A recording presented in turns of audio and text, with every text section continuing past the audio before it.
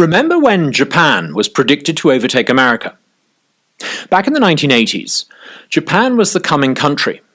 Japan's economy had enjoyed decades of rapid growth. Her exports were everywhere, and with inventions like the Sony Walkman, it looked as though Japan was the technological future too. America looked like a power in decline. 40 years ago, many traditional US industries were failing. Crime seemed out of control. By the mid-1990s, Japan's GDP was 71% that of the US, and the gap looked to be closing. One supposed expert, Herman Kahn, predicted that Japan would surpass America as the world's largest economy by the year 2000. Today, Japan's economy is a quarter the size of America's. Japan hasn't produced much innovation since the Tamagotchi. Don't ask what that was. Despite all the talk about Japanese electronic wizardry, the great digital innovations of the past few decades have happened on this side of the Pacific. Today, of course, we're told that the great ascending power is not Japan, but China. China's economic growth over the past 40 years has been phenomenal. Chinese exports have crushed the competition in market after market. China, unlike Japan, is not just an economic competitor, but a strategic rival to the United States, pursuing an aggressively expansionist policy in the Pacific, South Asia, and parts of Africa. By 2021, China's GDP was almost 80% that of the US, and the experts were telling us China would overtake America within a couple of decades. But look what's happened since. China's economy seems to have peaked as a percentage of US output. China has even more debt-induced malinvestment than Japan had during the 1980s asset bubble. Chinese demographics, current total fertility rate there is 1.02, are in an even worse shape than Japan's, where the total fertility rate is 1.3. And China's fiscal position is unlikely to improve with all of President Xi's imperial ambitions needing to be funded. As recently as 2008, Europe's economy was about the same size as the United States.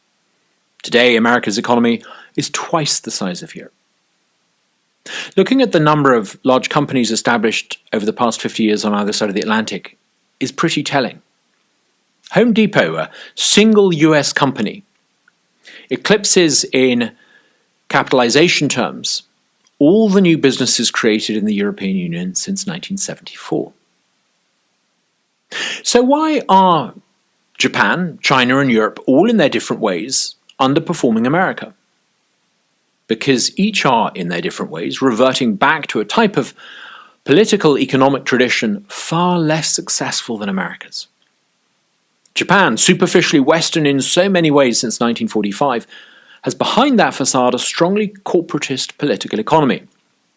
That means a handful of well-connected conglomerates are able to dominate markets, but shielded from internal competition, they don't innovate.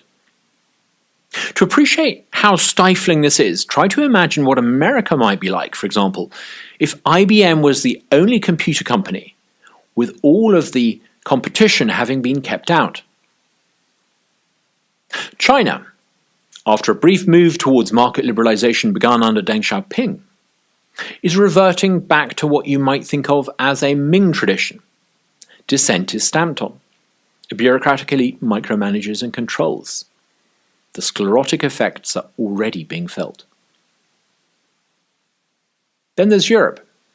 Europe, repeatedly rescued from an indigenous form of autocracy by the Anglosphere powers, 1704, 1815, 1914, 1944, the Cold War, is tragically reverting back to type. Today, a courtly elite enthroned in Brussels attempts to regulate and control ever more aspects of social and economic life across the continent, destroying it in the process. Mercifully, Britain escaped from this in 2016 and might yet return to a more Atlantic tradition.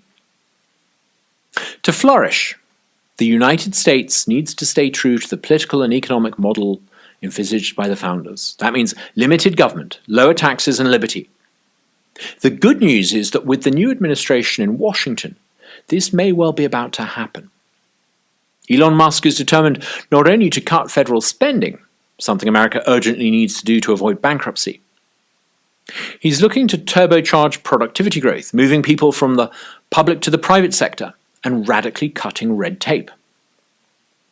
Reports of America's relative decline seem to me to be wildly exaggerated. If Musk and co deliver half of what they're promising, we might just be on the cusp of an extraordinary period of progress and innovation in America. The divergence between America and the rest of the world is only going to accelerate. I feel an overwhelming sense of privilege to be on board.